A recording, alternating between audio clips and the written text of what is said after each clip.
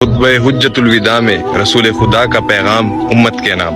खुतबा हुज्जतुल विदा में रसूल खुदा ने फरमाया कि ए लोगों सुनो, मुझे नहीं लगता कि मैं अगले साल तुम्हारे दरमियान मौजूद हूँगा, लिहाजा मेरी बातों को गौर से सुनना और इनको उन लोगों तक पहुँचाना जो कि यहाँ तक नहीं पहुँच सके। ए लोगों, जिस तरह आज का ये दिन, ये महीना और ये जगह हुर्मत वाले हैं, इसी तरह हर मुसलमान की जान, माल और इज्जत भी हुर्मत वाले हैं। तुम इन्हें छेड़ नहीं सकते। लोगों के माल और उनकी अमानतें उनको वापस करो, उनमें खयानत ना करो। ऐ लोगों, किसी को तंग ना करो और किसी का नुकसान ना करो, ताकि तुम भी महफूज रहो। ऐ लोगों, याद रखो कि तुमने अल्लाह से मिलना है और अल्लाह ने तुम्हारे अमाल का तुमसे हिसाब लेना है। अल्लाह ताला ने सूद खत्म कर दिया, लिहाजा तुम भी सूद को खत्म कर दो और माफ कर दो। तुम औरतों पर हक रखते हो और औरतें तुम पर हक रखती हैं।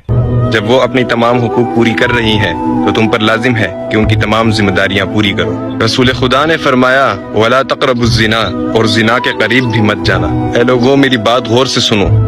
सिर्फ अल्लाह की इबादत करो और 5 नमाजें पूरी रखो, रमजान के रोजे रखो और ज़कात अदा करते रहो, और अगर इस्तिताअत रखते हो तो हज अदा करो। जुबान की बुनियाद पर, रंगो नस्ल की बुनियाद पर तुम तासुब में मत पड़ जाना। किसी काले को गोरे पर और गोरे को काले पर, अरबी को अजमी पर और अजमी को अरबी पर कोई फोकियत हासिल नहीं है। तुम मुसलमान सब आपस में भाई भाई हो, बरतरी सिर्फ तकवा की वजह से है। याद रखो, तुम्हें एक दिन अपने अल्लाह के सामने अपने अमाल की जवाबदेही के लिए हाजिर होना है। खबरदार रहो, मेरे बाद गुमराह मत हो जाना। ऐ लोगों, याद रखना कि मेरे बाद कोई नबी नहीं आएगा और ना ही कोई नया दीन लाया जाएगा।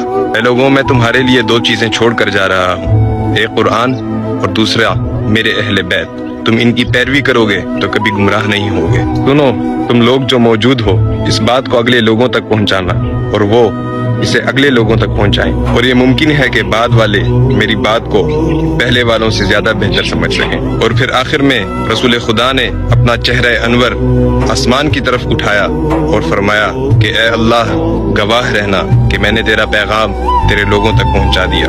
मैंने रसूल खुदा का ये पैगाम उम्मत के कुछ लोगों तक पहुंचाने की कोशिश की, और अल्लाह हमें उन लोगों में शामिल करे जो इस पैगाम को मजीद लोगों तक पहुंचा सके।